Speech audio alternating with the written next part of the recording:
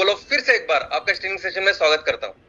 मैं आशा करता हूं कि आप सभी लोग स्वस्थ हैं और आप अपने साथ अपने परिवार का यानी घर का परिवार और एमसीएल परिवार दोनों का ख्याल रख रहे हैं। मैं ये भी उम्मीद करता हूं कि आप सभी लोग 1 घंटा बहुत अच्छी एक्सरसाइज कर रहे हो, अपने हार्ट अपने लंग को मजबूत कर रहे हो और अपनी इम्यूनिटी को बढ़ा रहे हो। तो चलिए शुरुआत करते हैं आज के इस सेशन के साथ। शुरुआत हमारे एमसीएल फंडिंग स्टेटस के बारे में। दोस्तों, एमसीएल अपने फंडिंग का जो पहला फेज है, उसका जो पहला ट्रांच है, उसकी ट्रांजैक्शन प्रोसेस शुरू कर चुका है और बहुत ही जल्द ये प्रोसेस कंप्लीट हो जाएगी और हम इस फंडिंग को रिसीव करेंगे। ईश्वर की कृपा से ये फंडिंग की साइज इतनी अच्छी है कि हम हमारे सभी एमकोल और सभी एमसीएनजी प्रोजेक्ट इन सब की शुरुआत कर सकते हैं। लेकिन इसी के साथ सबसे महत्वपूर्ण होगा कि हम अपने परिवार के जितने भी सदस्य हैं, हमारे परिवार में जितने भी उद्योजक हैं, हर एक उद्योजक के लेवल पे हम बिजनेस की शुरुआत इस फंडिंग के बाद करेंगे। दोस्तों, किसी भी तहसील में अगर कोई एमकोल एमसीएनजी का प्रोजेक्ट बनता है तो उसका उपयोग, उसका फायदा हो सकता है कि 5 किलोमीटर दायरे में जो हमारे किसान हैं उनको हो, वो जिस ग्राम पंचायत में है उसके आजू बाजू के 2-3 एमवीपी उनको उसका फायदा हो। लेकिन हमारे तहसील में बाकी के जितने भी सदस्य हैं, जितने भी उद्योजक हैं, उनके लेवल पे बिजनेस एक्टिविटी शुरू होनी चाहिए। और कई सारे ऐसे भी तहसील है कि जिन तहसील में शायद उन्होंने अभी तक एमकोल और एमसीएनजी के लिए शुरुआत नहीं की है। तो ऐसी कई सारी हमारी टीमें हैं कि जहां हमें हर एक सदस्य के ऊपर बिजनेस की शुरुआत करनी है, हर एक सदस्य के लिए रेवेन्यू और प्रॉफिट की शुरुआत करनी है। और ये बहुत महत्वपूर्ण फोकस है हमारा, क्योंकि जब किसी भी उद्योजक के लेवल पे अगर हम रेवेन्यू की शुरुआत करें, अगर हम प्रॉफिट की शुरुआत करें, बिजनेस की शुरुआत करें, तो ये सिर्फ उसके लिए नहीं, उस पूरे प्रोसेस में वो अपने किसाने के लिए, किसानों का सक्षमीकरण करेगा, उनके लिए कुछ इनकम जोड़ने की कोशिश करेगा। ये सब प्रोसेस में वो हमारे अब उसके गांव में रोजगार के अवसर निर्माण करेगा। उसके आसपास में जितने भी लोग हैं जिनके पास जो कौशल्य है, या हमारे महिला बचत घट है, उनके लिए कुछ सक्षमीकरण, उनके लिए कुछ रोजगार उसकी निर्मित करेगा। तो इसलिए बहुत जरूरी है कि जब इतने सारे हजारों उद्योजक जब काम करेंगे तो एक बहुत बड़ा काम हम अपने लोगों के लिए, समाज के लिए कर सकते हैं दोस्तों। और इसीलिए हम हर एक उद्योजक के लेवल पे हम एक एक्शन प्लान तैयार करेंगे, क्योंकि अगर एमकोल का प्रोजेक्ट करना है, एमसीएनजी का प्रोजेक्ट करना है, तो देश में कहीं भी करें उसका ढांचा, उसकी पद्धति सेम ही होने वाली। हमारे सभी एमकोल के प्रोजेक्ट और एमसीएनजी प्रोजेक्ट ये मॉड्यूलर प्रोजेक्ट है, उसकी कैपेसिटी कम ज्यादा वगैरह नहीं होगी। कहीं भी ये जब प्रोजेक्ट लगेंगे, कहीं भी अगर हमने एमसीएनजी का प्रोजेक्ट लगाया तो हमेशा उसकी इनपुट कैपेसिटी, उसकी रॉ मटेरियल की कैपेसिटी 100 टन ही रहेगी। हमेशा उसका output 10 ton output per day इतना ही रहेगा। तो अगर हमें ज्यादा कैपेसिटी का लगाना है तो इसका मतलब है 2, 3, 4, 5 मॉड्यूल लगाए। एमकोल के बारे में भी वैसा है कि जहां भी कहीं भी हम लोग ये प्रोजेक्ट जब लगाएंगे तब उसकी input capacity raw material 30 ton 100 ton होगी, आउटपुट कैपेसिटी 30 टन होगी, टेक्नोलॉजी ऑलमोस्ट सेम होगी, रॉ मटेरियल सेम होगा। तो ये प्रोजेक्ट सेम रहेंगे, उनके लिए कोई विशेष हर व्यक्ति के लिए अलग करने की जरूरत नहीं। लेकिन जब हम कह रहे हैं कि हमें हर सदस्य, हमारे हर उद्योजक के लेवल पे अभी बिजनेस की शुरुआत करनी है, तो दोस्तों इसके लिए एक स्पेशल यूनिक प्लान उस उद्योजक के लिए हमें तैयार करना होगा। क्योंकि वो उद्योजक कहाँ रहता है, वो किस तहसील में है, किस गांव में है, वहां के किसान क्या उगा रहे हैं, क्या तैयार कर रहे हैं, और उनके ऊपर प्रक्रिया करके कौन सा उत्पादन हम तैयार कर सकते हैं। और वो उत्पादन तैयार करने के लिए हमारे गांव में लोगों के पास क्या कौशल्य है, या हमारी महिला बचत गट क्या तैयार कर सकती है, ऐसे प्रोडक्ट जो जिसको इमीडिएटली हम बेच पाए हमारे मार्केट में, आजू बाजू के मार्केट में, और इमीडिएटली बिजनेस की एक्टिविटी या बिजनेस का जो रेवेन्यू प्रॉफिट सबके लिए शुरुआत करें। तो हर एक उद्योजक की अपनी एक कहानी, अपनी एक स्टोरी, अपना एक रोड मैप या एक्शन प्लान इस बिजनेस का होने वाला है। और वही हमारा फोकस होगा अभी हर एक शुक्रवार के ऊपर। दोस्तों, जब भी बिजनेस की शुरुआत करते हैं तो बिजनेस के लिए एक बिजनेस के टारगेट्स होते हैं। बिजनेस कोई भी करे, इंडिविजुअल करे, बहुत बड़े कॉर्पोरेट करे, स्टार्टअप्स करे, हर बिजनेस ऑफकोर्स शुरू होता है ऐसे ही एक्शन प्लान के साथ, किसी डीपीआर के साथ, किसी फिजिबिलिटी रिपोर्ट के साथ। और फिर जो एक्शन प्लान हम अपने उद्योजक के लिए तैयार करना चाहते हैं, ऐसे सेम एक्शन प्लान, ऐसी सेम प्लानिंग हर एक उद्योजक या हर एक कंपनी या इंस्टीट्यूशन के लेवल पे भी होती है। वो भी पूरी भली भांति सभी पढ़ाई करते हैं, सब प्लान करते हैं और बाद में बिजनेस की शुरुआत करते हैं। और जब भी बिजनेस की शुरुआत करते हैं तब उनके सामने होता है एक टारगेट कि हमें ये जो बिजनेस करना है तो हमें इतना रेवेन्यू, इतना माल तैयार करना है, बेचना है, इतने रेवेन्यू या प्रॉफिट के टारगेट हमें अचीव करने हैं। 1 साल में, 3 साल में, 5 साल में, और हर साल फिर उसको वो रिवाइज भी करते हैं। तो ये तो रही बात बिजनेस की, बिजनेस इंस्टीट्यूशन उनकी, कि वो जब भी काम करते, जब भी बिजनेस एक्टिविटी या इकोनॉमिक डेवलपमेंट की बात करते हैं, आगे जाने की बात करते हैं, तो उनके इंडिकेटर होते हैं ये रेवेन्यू और प्रॉफिट।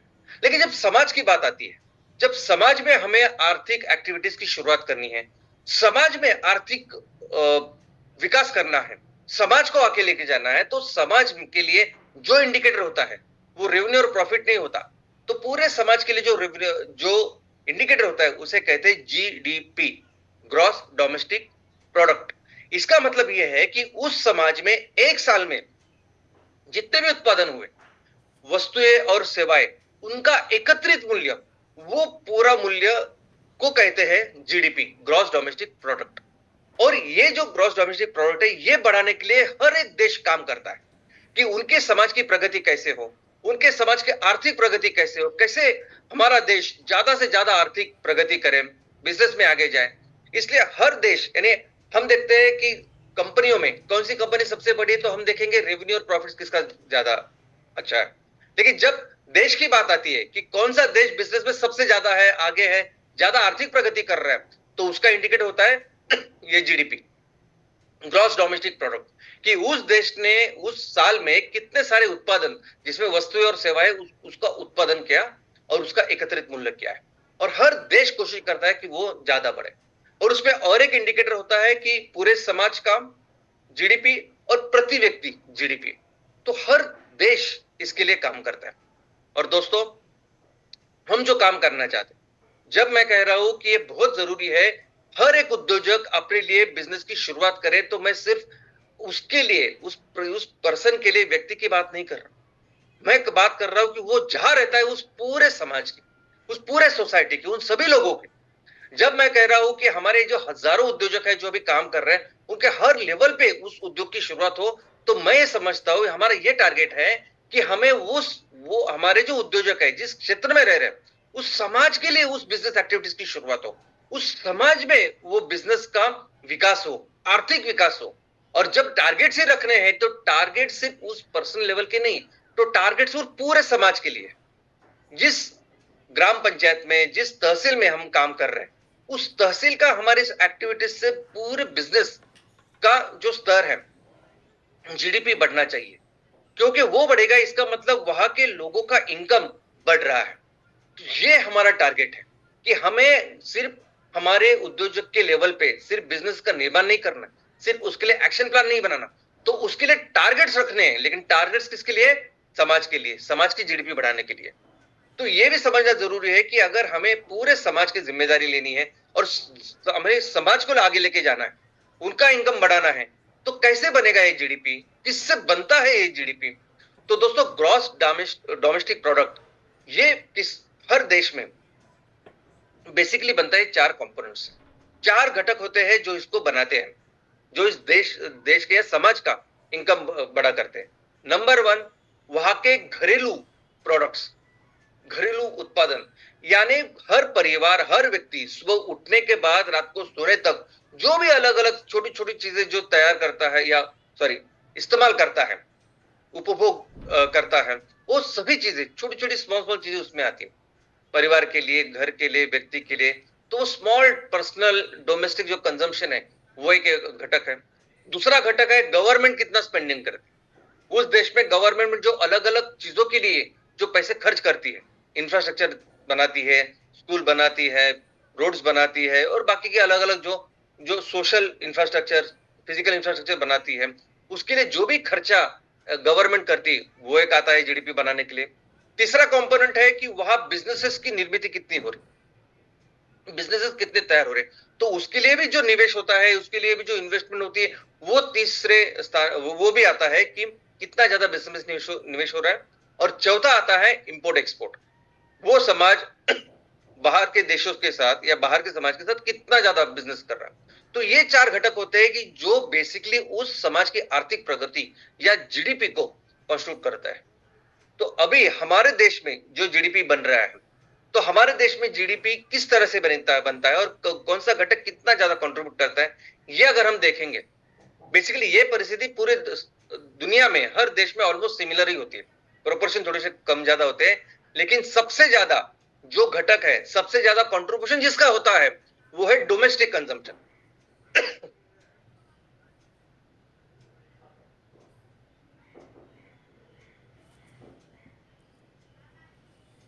यानी सबसे ज्यादा जो जीडीपी बनती है किसी भी देश में, और हमारे देश में 70%, हमारे देश में 70% जीडीपी बन रही है छोटे छोटे उत्पादनों से, छोटे छोटे घरेलू उत्पादनों से, जो हम सुबह से लेकर रात तक जिनका उपयोग करते हैं।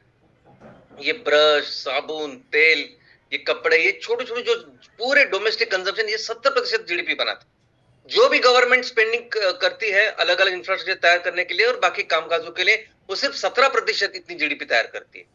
जितने भी कारोबार, जितने भी बिजनेसेस लोग यहाँ जिसमें निवेश करते हैं, इंफ्रास्ट्रक्चर बनाते हैं और बाकी सब चीजें हैं, वो भी सिर्फ 17% जीडीपी को कंट्रीब्यूट करती है। और जो हमारा इंपोर्ट एक्सपोर्ट है, हमारे इंपोर्ट एक्सपोर्ट पे इंपोर्ट एक्चुअली ज्यादा है, हम आयात ज्यादा करते हैं, निर्यात कम, इसलिए वो निगेटिव में है, -4। तो ये फिलहाल हमारा पूरा जीडीपी का कंपोनेंट्स है कि जीडीपी इससे बनती है।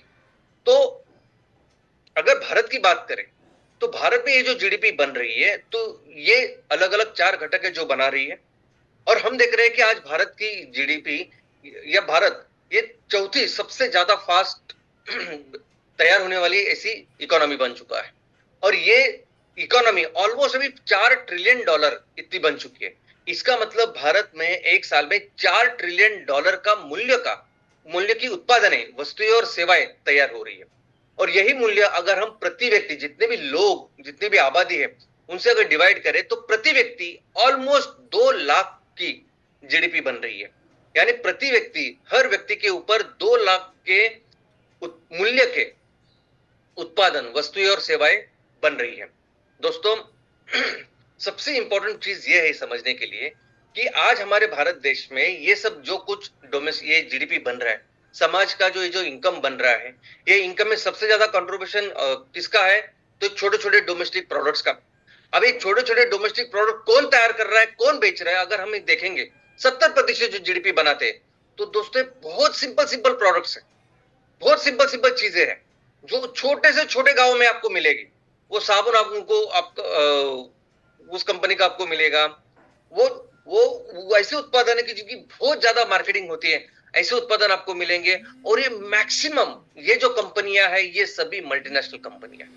मैक्सिमम ये जो उत्पादन है, ये सभी ये बाहर की विदेशी कंपनियां आज की तारीख में बना रही, अमेरिकन, यूरोपियन, चाइनीज, और ये सब आके यहाँ बिजनेस कर रही है। ये तो रही एक बात। दूसरी बात ये है कि ये सभी जो प्रोडक्ट्स बन रहे हैं, ये सभी जो प्रोडक्ट्स का जो सोर्स है, जो जहां से बनते, ये सब कुछ है पेट्रोकेमिकल्स।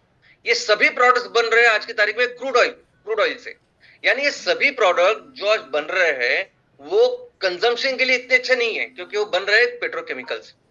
वो हमें इस्तेमाल करने के लिए बाद में जो भी हम लोग अलग अलग करते हैं, कपड़े भी अगर हम पहनते हैं तो 80% कपड़े आज की तारीख में बन रहे हैं क्रूड ऑयल से, ऑलमोस्ट सब कुछ। तो दोस्तों, ये सभी जो चीजें हैं, एक तो उपभोक्ता के लिए उतनी अच्छी नहीं। आप देखोगे तो कई सारे पेट्रोकेमिकल्स के कई सारे साइड इफेक्ट्स है जो होते हैं। लेकिन दूसरा, हम लोग इस्तेमाल करने के बाद प्रकृति को जो खराबी करते हैं, वो भी बहुत भयंकर है। तो अभी हमको क्या करना होगा?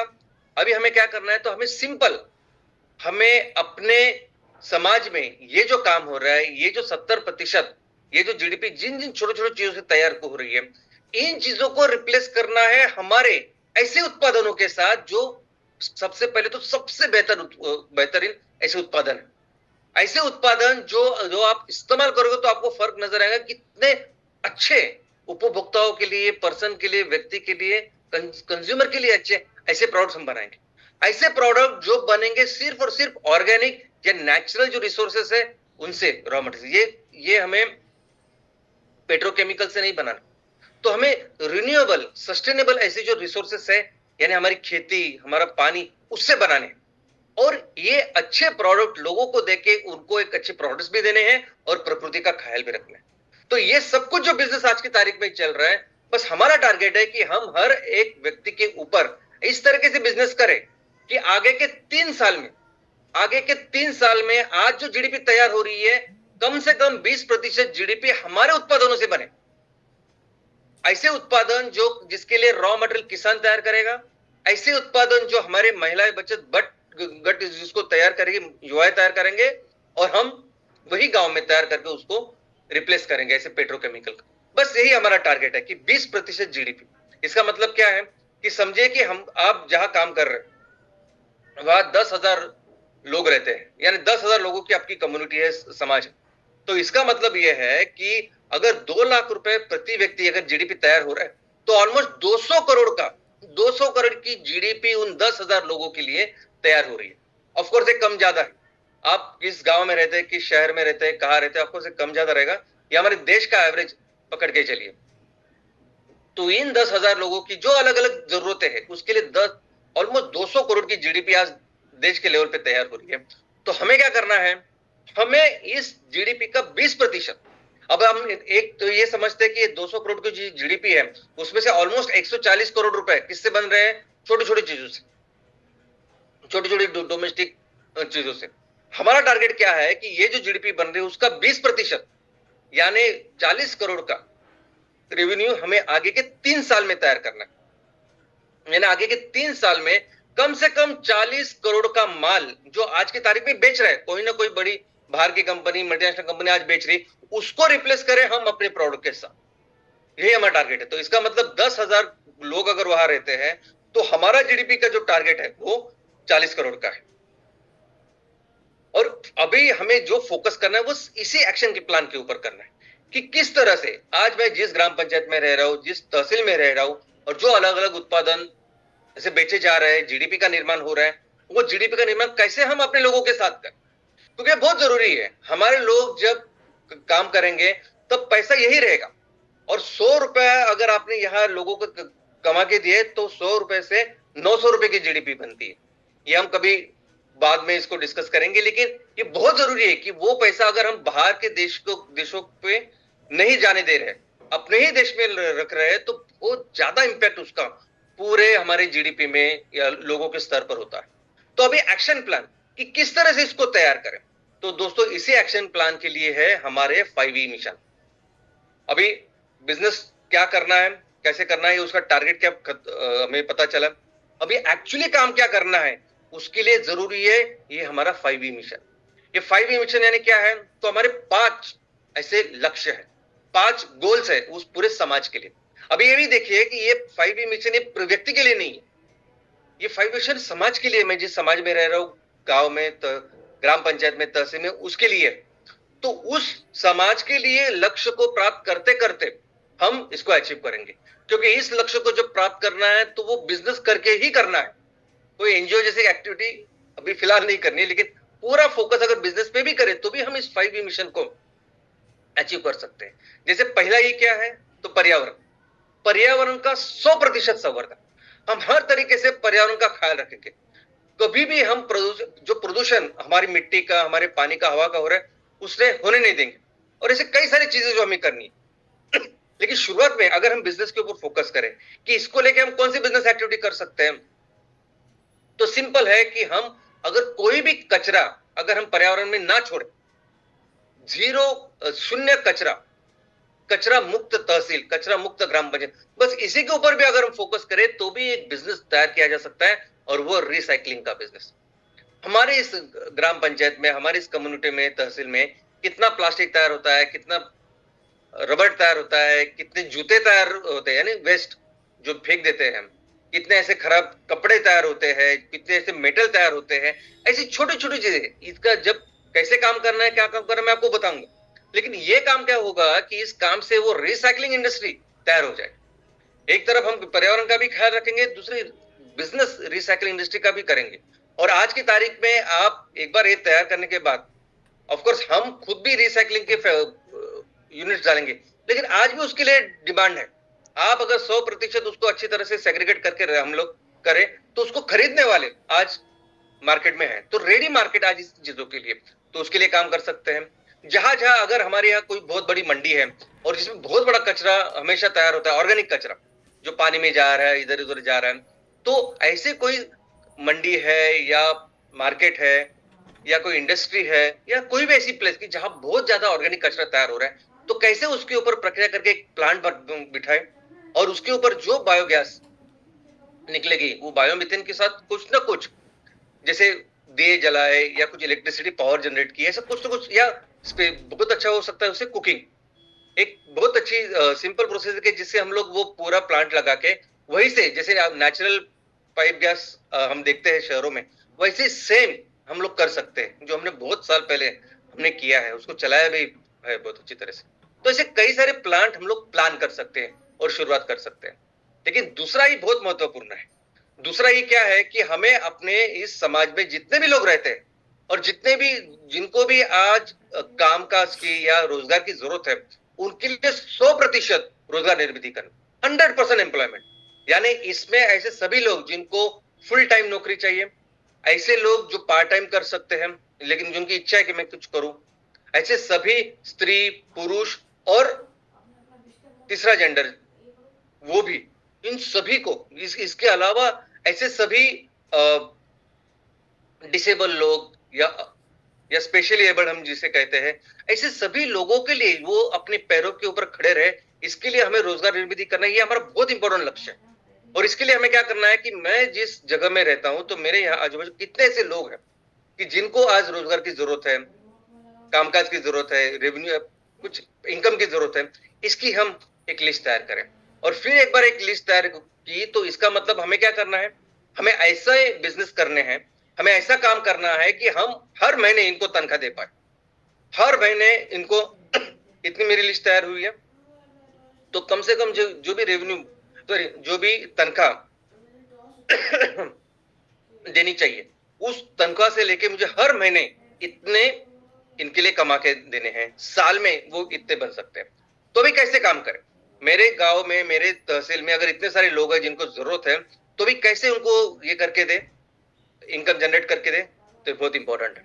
और इसका सोल्यूशन है हमारे किसान, इसका सोल्यूशन है हमारी ये खेती, इसका सोल्यूशन है ये कुदरत ने जो हमें दिया है ना भारत को, वो दोस्तों ये तीसरा ही जो हमारा है, तीसरा ही है हमारा एम्पावरमेंट, सक्षमीकरण। कौन किनका, तो किसानों का और महिलाओं का। तो दोस्तों ये जो सक्षमीकरण है ना, इनके ही प्रोसेस में ये सब हमारा जो 100% एम्प्लॉयमेंट है वो अचीव हो जाएगा। कैसे, तो सबसे पहले हमको ये देखना है कि हमारे किसान कौन सा रॉ मटेरियल तैयार कर रहे हैं। बस जो रॉ मटेरियल तैयार कर रहा है और तैयार कर सकते हैं, जो कुछ कर सकते हैं, और उस रॉ मटेरियल के ऊपर कौन सा उत्पादन हम तैयार कर सकते हैं। बस रॉ मटेरियल हमारे पास, ये रॉ मटेरियल हमारे किसान तैयार करें, तो इस रॉ मटेरियल को लेके कौन से उत्पादन तैयार कर सकते हैं कि जिस उत्पादनों के साथ हम इस पेट्रोकेमिकल को रिप्लेस करें। तो ये बहुत इंपॉर्टेंट पढ़ाई है, ये काम है जिसके ऊपर काम करना होगा। और दूसरा है बहुत अच्छे प्रोडक्ट। ये एक बार किसानों के रॉ मटेरियल फिक्स हो गए, वो क्या कर सकते हैं वो फिक्स हो गए, उसके बाद सबसे बेहतरीन प्रोडक्ट, ये बहुत जरूरी है,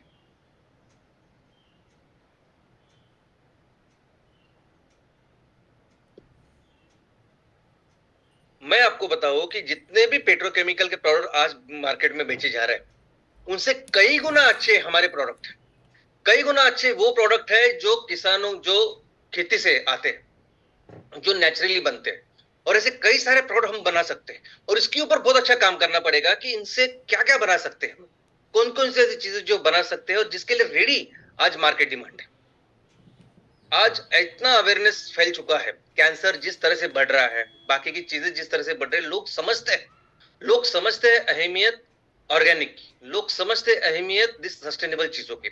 हमें सिर्फ सबसे अच्छे प्रोडक्ट, और प्रोडक्ट भी ऐसे होने चाहिए ना जो है, मैं जहां भी गया हूं मैंने देखे कई सारे गांव में, शहरों में ऐसे लोग ये प्रोडक्ट बनाते हैं कि जो एक बार आप इस्तेमाल करें तो आप उसके दीवाने हो जाएंगे। तो ऐसे प्रोडक्ट कौन से बना सकते हैं उसके ऊपर काम करें। और बनाएंगे कैसे, सिर्फ और सिर्फ महिला बचत, सिर्फ और सिर्फ हमारे युवा। हमें जो प्रोडक्ट्स बनाने हैं उसके लिए बड़ी बड़ी फैक्ट्रीज नहीं डालनी, हमें सिर्फ ये प्रोडक्ट हमारे लोगों के साथ ही उनके उनके साथ मिलके ही बनाने हैं। इनफैक्ट ये जो काम है, बस यही काम से हम लोग पूरी जो हमें हमें 100% एम्प्लॉयमेंट जनरेट करनी है, और उसी के साथ 100% हमारा किसानों का जो एम्पावरमेंट करना है, सक्षमीकरण, ये दोनों चीजें होने वाली है। क्योंकि हम जो फोकस करेंगे वो करेंगे कॉटेज इंडस्ट्री में, वो करेंगे घरेलू जो सूक्ष्म लघु जो इंडस्ट्रीज है, उद्योग है, उसके ऊपर करेंगे। आप ऐसा मत समझे कि जैसे जैसे इंडस्ट्रियल MIDC GIDC जैसे होती है, वो ऐसे इंडस्ट्रियल कॉम्प्लेक्स आ जाए फ्री हमारे गांव की तरक्की हो गया, ऐसे कुछ सोचने की जरूरत नहीं। हम अपने इंफ्रास्ट्रक्चर में जैसे भी हमारा गांव है, जहां पहाड़ों में है, जहां भी है, वहां हमारे लोग मिलके कॉटेज या कुटीर उद्योग जिसे कहते हैं, उस लेवल में कौन कौन से उत्पादन तैयार कर सकते हैं। और ऐसे कई सारी लिस्ट आपको मिलेगी, बहुत बड़ी लंबी लिस्ट है, और जिसके वजह से वो GDP बन रहा है। तो ऐसे कई सारे उत्पादन हम तैयार कर सकते हैं। इन उत्पादनों के साथ एक अच्छा GDP तैयार हो सकता है। बट उसके पहले सभी जो आपने लिस्ट तैयार की है कि हमें इतने सारे लोगों को रोजगार दिलाना है, और रोजगार ऐसे नहीं कि सिर्फ मजदूर लोगों को। जब हम ये बिजनेस एक्टिविटीज का निर्माण करेंगे तो हर तरह के लोग लगेंगे, हमें ड्राइवर लगेंगे, हमें हेल्पर लगेंगे, हमें इंजीनियर्स लगेंगे, जो हम समझते हैं, इवन डॉक्टर विक्टर, सब जो सोशल जो चीजें सब लगते हैं जब आप इस बिजनेस एक्टिविटीज के साथ इस प्रोसेस की शुरुआत करते हैं। तो जहां तक रोजगार की बात है, तो रोजगार एक सभी के लिए तैयार हो सकता है, इतना पोटेंशियल है। ये खेती, ये रॉ मटेरियल, ये लोग, ये सब कुछ बहुत बड़ा पोटेंशियल आज भारत के पास। चौथा ही है इकोनॉमिक डेवलपमेंट, हमारे क्षेत्र का पूरी तरह से आर्थिक विकास। अब ये जब आर्थिक विकास करना है तो क्या करना है? तो बेसिकली दोस्तों, आर्थिक विकास का मतलब है वहां के, आप जिस क्षेत्र में रह रहे हो उस क्षेत्र का जो भी रिसोर्सेस है उसका मैक्सिमम उपयोग। अमेरिका ने उसके पास जितने भी रिसोर्सेस है उसका मैक्सिमम उपयोग किया जापान ने वैसे किया, इसराइल ने किया, यूरोप ने किया। तो वैसे ही अगर हम देखें तो भारत की तो बात कंपैरिजन ही नहीं कर सकते, इतने रिसोर्सेस है, सिर्फ उनका उपयोग होना या आर्थिक विकास होना बात है। तो हम इस पे क्या करेंगे? हम तो पहले ये देखेंगे कि हमारे गांव में कौन कौन से रिसोर्सेस अवेलेबल है, और ये रिसोर्सेस सिर्फ नेचुरल नहीं, यानी फिजिकल नेचुरल नैसर्गिक है ही, लेकिन हो सकता है कि कुछ रिसोर्सेस पोटेंशियल रिसोर्सेस, यानी कुछ अगर हम उसके ऊपर काम करें अच्छी तरह से तो ये रिसोर्सेस बन सकते हैं। अब ये पानी का स्रोत, बहुत जगह पे ऐसा हो सकता है कि पानी की कमी है, या बाकी बिजली या बाकी ऐसी कुछ चीजों की कमी है, कि किया जा सकता है। जब हम साथ मिलकर इसके ऊपर काम करें तो ये आराम से किया जा सकता है, क्योंकि कुदरत हर साल आपको जितना, हमें जितना चाहिए उससे ज्यादा पानी देते हैं, सिर्फ उसको अच्छी तरह से रखना, ये सब हमारा काम है। तो पोटेंशियल रिसोर्सेज भी डेवलप किए जा सकते हैं, और उसके ऊपर फिर इस पूरा इसका जो उपयोग है वो हमारी तरक्की या हमारे बिजनेसेस डेवलपमेंट के लिए हम कर सकते हैं। और फिर फोकस करना है कि ये जो अलग अलग रिसोर्सेज हमने तैयार किए, कैसे मैक्सिमम उससे हम आउटपुट निकालें, कैसे सस्टेनेबल वे में हम लोग ज्यादा से ज्यादा उत्पादन तैयार करें और उसको बेचें। और ये ऐसे उत्पादन है ना कि आज इस उत्पादनों की जरूरत पूरी दुनिया में दोस्तों, जैसे मैडम ने आज कहानी बताई, वो एक्सपोर्ट करते हैं मसालों के।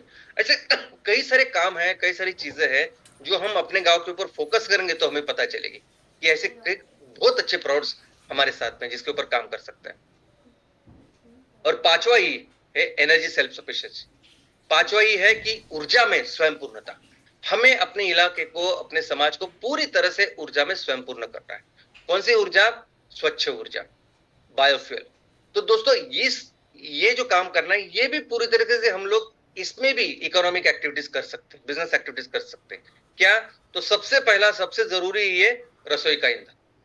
अभी रसोई का ईंधन का अगर जरूरत भी हम देखें तो आज की तारीख में 43% घर बायोमास का इस्तेमाल कर रहे हैं, उनके पास स्वच्छ ईंधन, घरेलू ईंधन नहीं है, कुकिंग गैस नहीं, कुकिंग फ्यूल नहीं है। तो ये है, लेकिन यही अगर गांव में जाएंगे तो 75% लोगों के पास आज वो नहीं है। तो एक बहुत अच्छा काम हम करेंगे। दूसरा, जो भी लोग आज एलपीजी का इस्तेमाल कर रहे हैं, डोमेस्टिक कमर्शियल, अभी ये भी एलपीजी का जो रेट हम देखेंगे तो बहुत ज्यादा है, और इसको हम रिप्लेस कर सकते हैं हमारे स्वच्छ ईंधन के साथ, जो काफी किफायतशील भी है और बहुत बेहतर भी है। तो ये जो है एक बिजनेस का एंगल तैयार किया जा सकता है कि जिसमें किस तरह से हम ये इसको टैप करें, इस मार्केट पोटेंशियल को, और इसको आगे बढ़ाएं। इसी के अलावा पावर, बिजली, अभी बिजली तैयार करना, उसको बेचना भी एक बिजनेस है वैसे देखा जाए तो। इनफैक्ट हम देखेंगे तो कई सारे ऐसे पहाड़ी इलाके हैं या कई सारे ऐसे गांव कि जहां मैक्सिमम आदिवासी रहते हैं जो फॉरेस्ट में रहते हैं, तो कभी कभी कायदे कानून होते हैं फॉरेस्ट के कि जिसकी वजह से वो बड़ी बड़ी जो ट्रांसमिशन जो टावर्स है बिजली के वो नहीं आते, उनको बिजली नहीं मिलती, या कहीं कहीं बिजली गई भी है तो वो इतनी रेगुलर नहीं है। तो ऐसी जगह पे हम कुछ ऐसा भी प्लानिंग कर सकते हैं कि किस तरह से हम ये बिजली खुद निर्माण करें। छोटे जनरेटर से लेके बड़े जनरेटर भी है, या कोई अगर बिजली तैयार कर रहे हैं ऐसे प्लांट्स, तो वहां हम उस कोयले की जगह हम अपना एमकोल दे सकते हैं। लेकिन इससे क्या हो सकता है कि अगर हमें बहुत ज्यादा पैसा इससे कमाना नहीं है, लेकिन जितना भी हमारा फिजिबल है जिससे हम लोग बिजली बना बना रहे हैं उतने ही ज्यादा थोड़ा सा किफायतशीर हम लोग करके लोगों को बेच भी सकते हैं जिनको आज जरूरत है इसके। तो ये भी पावर जनरेशन का भी अच्छा इकोनॉमिक मॉडल हो सकता है। उसके अलावा अभी इंडस्ट्रियल और कमर्शियल जितने भी प्लेसेस हैं हमारे तहसील में, आज वो एलडीओ, एफओ, डीजल इसका इस्तेमाल कर रहे हैं जो बहुत महंगे हैं। कोयला भी अगर आप देखोगे तो कोयला भी जो लिग्नाइट वो इस्तेमाल कर रहे हैं उससे बहुत बेहतर हमारा कोयला है, हमारा बिटुमिनस उस लेवल का कोयला है। तो उसको उनको भी बेचा जा सकता है। और इस पूरे इसमें अगर हम लोग देखेंगे तो एमकोल, जब एमकोल तैयार करने की और बेचने की बात है तो उसमें पूरे किसान का भी सक्षमीकरण है, वो रॉ मटेरियल बनाएंगे, हम हमारे युवा उसको तैयार करेंगे और बेचेंगे। तो एक अच्छा इकोनॉमिक मॉडल, बिजनेस मॉडल इसका किया जा सकता है।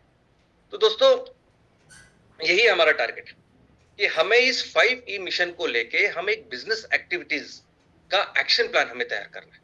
और वो जो एक्शन प्लान है वो बिजनेस इस तरीके से करना है कि हमें आगे के 3 साल में 20% जो भी जीडीपी तैयार हो वो इन पदनों से, जो भी आज की तारीख में बन रही है, बाहर के लोग ज्यादा बेच रहे हैं तो हमारे लोग तैयार करें बेचे, बस यही हमारा टारगेट है अगले 3 साल के लिए। लेकिन सच बात तो यह है कि जितनी भी जीडीपी आज हमारे देश में बन रही है, प्रति व्यक्ति बन रही है, वो एक्चुअली कम है, बहुत कम है। ग्लोबल एवरेज अगर आप हम देखेंगे दुनिया का एवरेज, तो दुनिया की जो प्रति व्यक्ति जीडीपी है वो हमसे ऑलमोस्ट 6 गुना है। तो जो मैं 2 लाख बोल रहा हूं वो 2 लाख नहीं है, आइडियली एक्चुअल वो होनी चाहिए 12 लाख रुपए, 10 से 12 लाख रुपए। तो ये दुनिया का ग्लोबल एवरेज है। तो अगर उसकी हम बात करें तो हो सकता है कि आने वाले दिनों में ये जो 20% जीडीपी हमें तैयार करनी है उसका मूल्य 40 करोड़ नहीं, 240 करोड़ हो सकता है। और 20% जब एक ज्यादा हम करें तो और ज्यादा इसमें कर सकते हैं।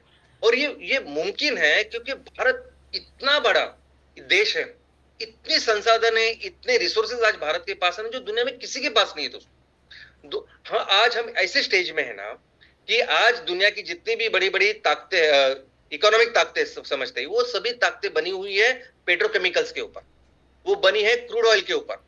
अभी ये जो बिजनेस तैयार कर रहे हैं, ये बिजनेस जो उत्पादन तैयार कर रहे हैं, बेच रहे हैं, अभी इसके आगे नहीं कर पाएंगे।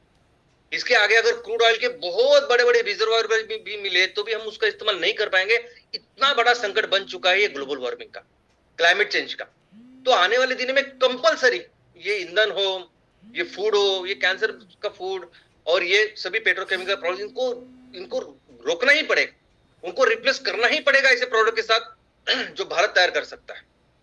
और जब इसकी बात है, और यही तो कारण है ना, यही कारण है कि 90% जो पूरी जो सिविलाइजेशन का टाइम है, 90% से भी ज्यादा टाइम हम दुनिया की सबसे बड़ी आबादी, सबसे बड़ी इकोनॉमी थे। अभी ये क्रूड ऑयल शुरू हुआ 200 साल से, इसलिए सब गड़बड़ हो गई। लेकिन आने वाले दिनों में ये कंपल्शन है कि हमें फिर से सस्टेनेबल चीजों में जाए।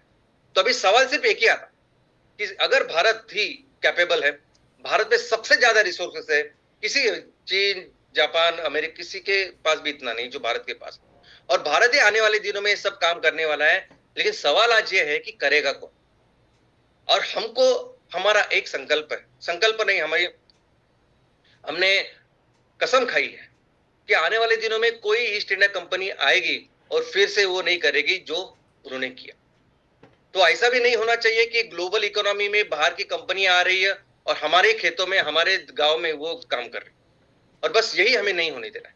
हमें मिलके, हमें पूरे एमसीएल परिवार को, हमें बिजनेस हमारे लोगों के द्वारा करना है। हम तैयार करेंगे, हम बिजनेस तैयार करेंगे, उसको आगे बढ़ाएंगे। और ईश्वर की कृपा से अभी इसकी शुरुआत हो चुकी है। अभी जो फंडिंग की शुरुआत अभी हो चुकी है, इसके बाद ये अभी रुकेगी नहीं। ये तब तक चलती रहेगी जब तक हमारा जो पोटेंशियल है ये उत्पादन तैयार करने का और पूरी दुनिया के लिए बेचने का। और जो हमारा पोटेंशियल क्या है, हमारा तो पोटेंशियल ही है कि हम दुनिया की सबसे बड़ी अर्थव्यवस्था बन सकते हैं और बनेंगे। हम ये ऐसे ही अभी चलता रहेगा कि हम भारत को दुनिया की सबसे बड़ी अर्थव्यवस्था बनाएंगे और फिर से हमारे देश को वहां लेके जाएंगे जहां हमारा देश पूरे दुनिया का फिर से नेतृत्व करे। जय हिंद, जय एमसी।